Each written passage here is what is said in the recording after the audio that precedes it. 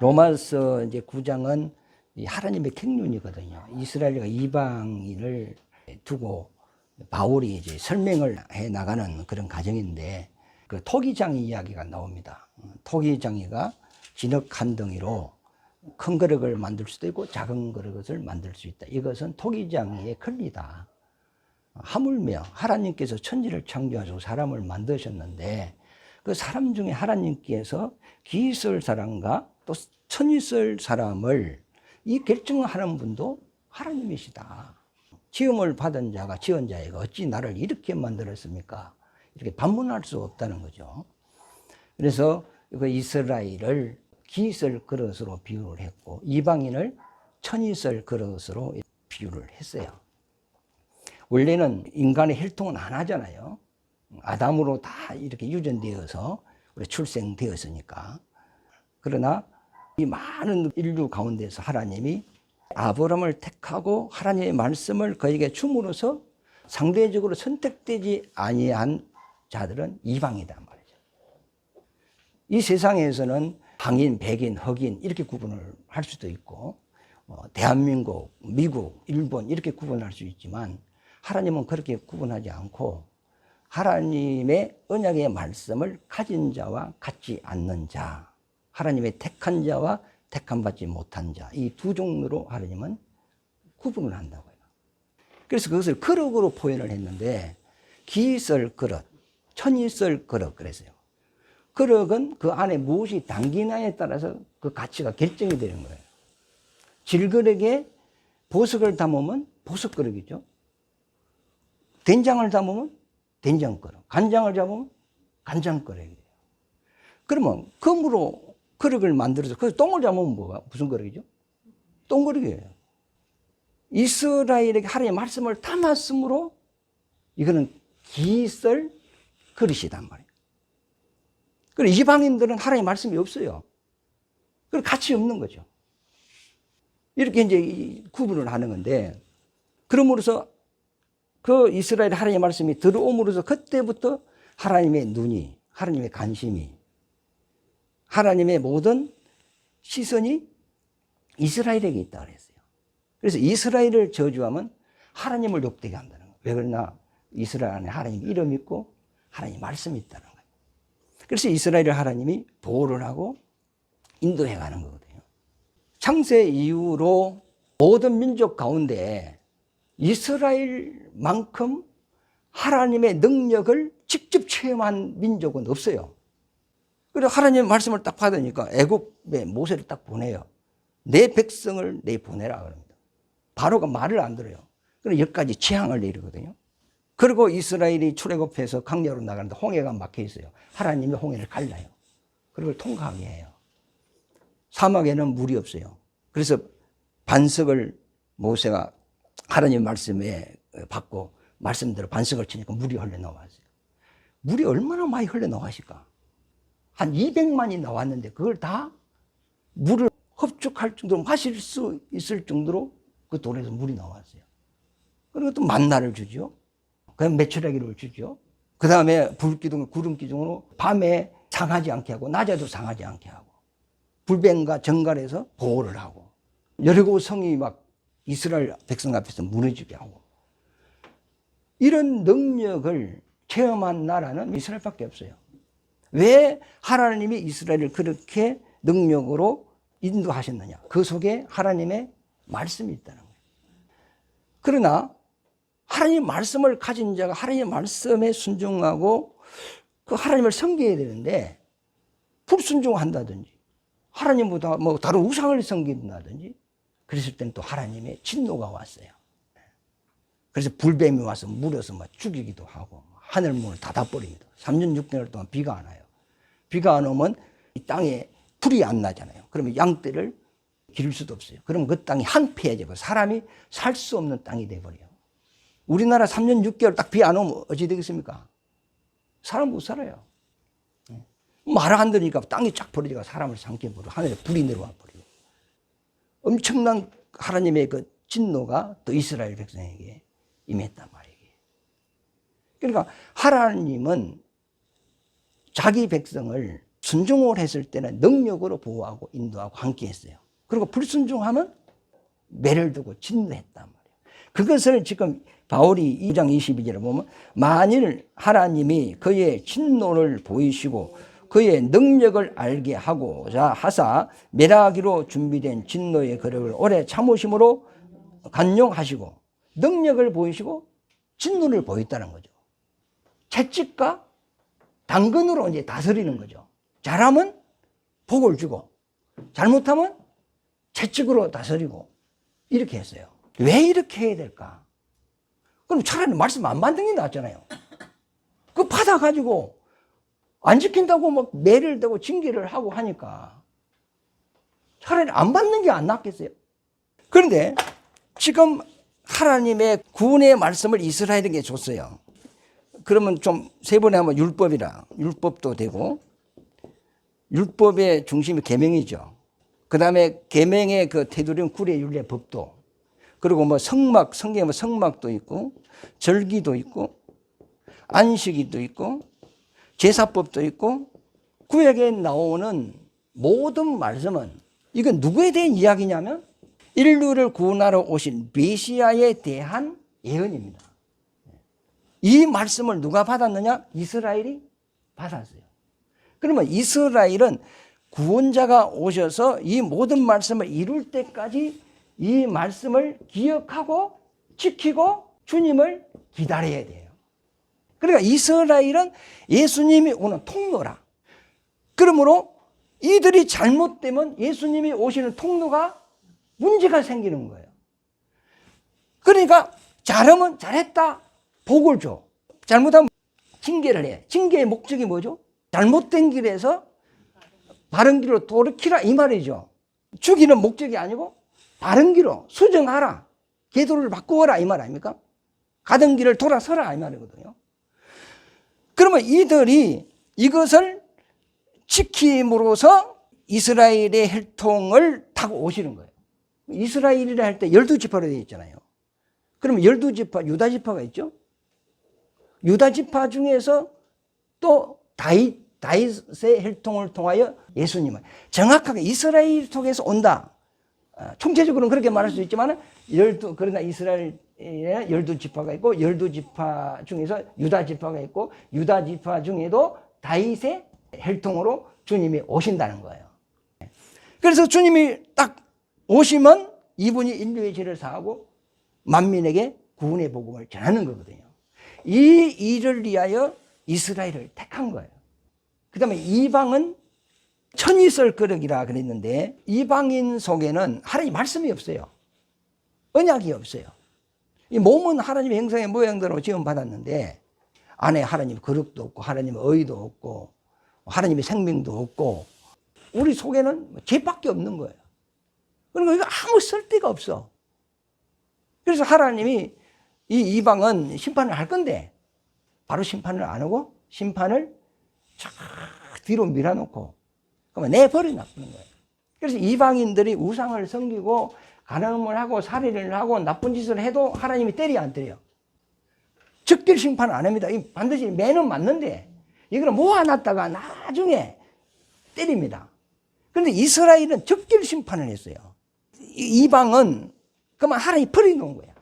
그런데 이스라엘의 언약을 주신 그 하나님께서 메시아가 이스라엘 통하여 오시잖아요. 이 오셔서 이분이 십자가를 통하여서 우리 죄를 해결하고 죽은 자 가운데서 부활을 하셨어요. 부활한 이후에 성령을 보내서 이 복음을 땅끝까지 전하는 거예요. 무엇이 복음이냐? 예수님이 우리 죄를 사했다. 그리고 그분은 죽은 자 가운데서 3일 만에 살아나셨다. 이것을 믿으라. 그러면 너도 예수로 인하여 죄 사함을 받고 영원한 생명을 얻는다. 사망을 이기고 너가 부활하고 하늘나라 갈 것이다. 이것을 믿는 거란 말이에요. 주님이 이루어 놓은 것을 우리가 믿는 거죠. 내가 뭐 이루어 가는 게 아니고 주님이 사람의 몸을 입고 이 땅에 오셔서 그분이 다 이루어 놓은 것을 내가 받아들이는 것이 그게 믿음이에요. 그런데 이 복음을 이스라엘에게 준 것이 아니고 이스라엘을 통하여 오신 그분이 우리 이방인에게 줘버렸다는 거예요. 그래서 그것을 궁율이라는 말을 썼어요. 궁율은 주여 나는 죄인입니다 하면 너가 무슨 죄를 지었는지 따지지도 않고 묻지도 않고 그만 다 용서하는 거예요. 이것이 궁율이에요. 그래서 하나님이 우리에게 이런 큰 은혜를 베풀어 줬다는 거예요. 우리가 성경을 9장부터 11장 경륜인데 요거 우리가 이해를 못하면 성경을 우리가 이해할 수가 없습니다. 그 한 부분적으로는 설교를 할 수 있는데 전체적인 것을 보면 틀립니다. 그래서 자 보면 하나님께서 이스라엘을 대하는 것과 이방인을 대하는 걸 틀리요. 이스라엘은 불쌍히 여기고 이방인은 긍휼히 여겼다. 긍휼은 무조건 정말 용서하는 거예요. 불쌍히 여기는 것은 잘못했을 때는 매를 드는 거예요. 잘했을 때는 칭찬을 하는 거예요. 이스라엘은 불쌍히 되고 이방은 긍휼히 여겼다는 거예요. 그런데 부모가 자식을 대할 때 작은 애는 그만 용서를 해요. 아직 철이 없어 그렇고 뭐 어려서 그렇고 이유가 있습니다. 그런데 큰 애는 항상 혼납니다. 큰 놈하고 작은 놈하고 싸웠는데 작은 놈이 잘못했어. 그럼 누굴 책망하죠? 큰 놈을 책망을 하는 겁니다. 그럼 큰 놈은 억울한 것이 많아요. 원래 큰 아는 연습용이라 하잖아. 그 다음부터 이제 제대로 이제 연습해서 그대로 키운다 이 말이죠. 그럼 큰 애가 억울한 게 많거든. 어머니는 나를 사랑하지 않나 봐. 이런 생각을 한단 말이에요. 그런데 이제 철이 들면은 부모 심정을 이해를 하는 거죠. 본인이 이제 시집을 가가지고 애 놓고 키워보면 그 심정을 이제 그때 이해를 하는 거거든요. 하나님은 이스라엘을 통하여서 이방을 구원하는 겁니다. 그래서 이스라엘을 기쓸 그릇으로 삼았다는 거예요. 하나님의 말씀을 줘서 기쓸 그릇. 어디에 쓰느냐? 너희로 통해서 예수 그리스도가 오셔서 그 예수 그리스도로 말미암아 이방을 먼저 구원하겠다는 이것이 하나님의 경륜이라는 것을 지금 바울이 설명을 해나가고 있습니다. 그래서 이스라엘이 고난을 엄청 많이 받았어요. 우리나라는 식민지 생활을 한 번 했죠. 그 이스라엘은 사사기부터 늘 포로 생활을 했어요. 그 다음에 이제 가나안 땅에서 왕국을 이루었지만 그는 얼마 가지는 않았어요. 다윗과 솔로몬까지 이제 유지를 하고 그 아들 르호보암 때 나라가 두 개 쪼가리 났어요. 결국 그 이스라엘은 아수르 쪽으로 가버리고 포로를 잡히고 유다는 바벨론 쪽으로 포로를 잡혀갔어요. 그래서 바벨론의 포로로 잡혀갔죠. 메대 바사로 잡혀갔죠. 헬라로 잡혀갔죠. 로마로 잡혀갔죠. 그리고 예수님이 또 오셨어요. 오시고 나서 주 70년 또 세계에 또 흩어져 버렸어요. 나라까지 2000년 가까이 나라가 없이 그만 흩어져 버렸어요. 그러다가 1945년인가 그때 이스라엘이 회복이 돼 아직까지 완전한 회복이 안 돼, 성전 회복이 안 됐어요. 나라는 회복이 됐는데 이렇게 이스라엘이 엄청난 이 환난을 당했단 말이에요. 그래서 고난의 그릇, 진노의 그릇이라는 표현을 이렇게 썼어요. 그러면 이들이 하나님의 말씀을 받았으므로 이런 고난을 받는 거예요. 이방인은 말씀을 안 받았기 때문에 잘못해도 뭐 별 때리는 것도 없어요. 그런데 이렇게 고난을 받았는데 그 보상이 있는 거예요. 이스라엘로 통하여서 예수님이 오셔서 땅끝까지 복음을 전해 이방인의 충만한 수를 구원하고 난 이후에 이스라엘이 다시 회복이 돼요. 회복이 돼서 이들이 1000년 동안 주와 함께 왕노릇을 해요. 그래 하나님은 반드시 그 일에 대한 보상을 하시는 분이란 말이죠. 그러면 지금 물어보면 이방인이 이 세상에서 사는 게 편합니까? 이스라엘이 이 세상에 사는 게 편합니까? 다른 말로 예수쟁이가 이 땅에 사는 게 자유롭습니까? 아니면 불신자가 사는 게 자유롭습니까? 불신자가 사는 게 훨씬 자유롭습니다. 불신자는 이 땅을 침노하고 정복하는 사람들이에요. 이 땅에 행복을 찾고 즐거움을 찾고 쾌락을 찾고 뭐 색깔을 찾고 뭐 이렇거든요. 왜? 이 세상은 그들의 나라라는 거예요. 예수님께서 이 세대에서는 하나님을 모르는 사람들이 더 지혜롭다 그랬어요. 살아가는 게 굉장히 지혜로워요. 훨씬 사업도 잘하고요. 머리도 똑똑하고요. 영리해요.